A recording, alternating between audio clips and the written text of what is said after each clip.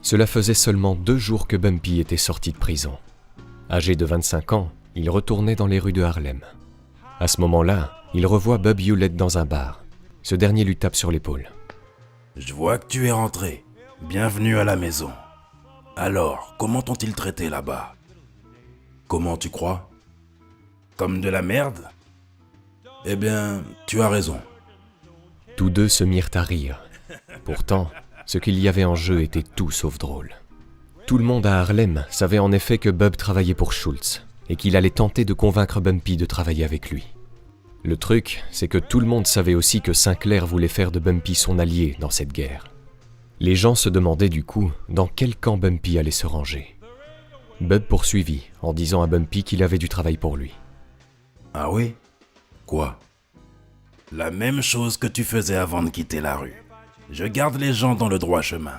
Et je m'assure qu'ils font ce qu'ils sont censés faire. Et ce qu'ils ne sont pas censés faire, c'est écrire des numéros pour une autre personne que ce juif de Schultz, hein?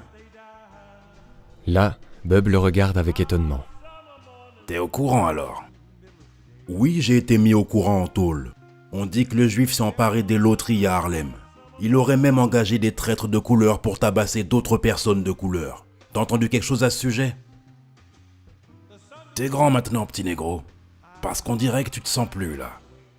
Quoi? C'est parce que t'es grand que tu crois que tu vas m'intimider? Non, je n'essaie pas de te mettre à l'épreuve. Je suis pas dans la merde. Et je ne vois aucune raison de m'y mettre maintenant. C'est bon à entendre. En tout cas, pas pour l'instant. Qu'est-ce que ça veut dire? Ça veut dire que ça ne fait que 2 jours que je suis sorti de prison et que je dois évaluer le terrain pour savoir ce que je dois faire. Si tu travailles pour Dutch, je peux te garantir 200 $ par semaine. J'ai entendu dire que t'étais payé 300 $. Oh, alors maintenant tu penses que tu devrais gagner autant que moi. Je te l'ai dit, tu te sens plus, mec. Mais t'es un mec bien.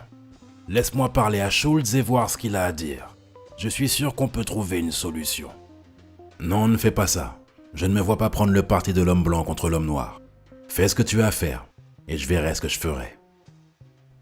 D'accord. Puis les deux se sont serrés la main et se sont quittés.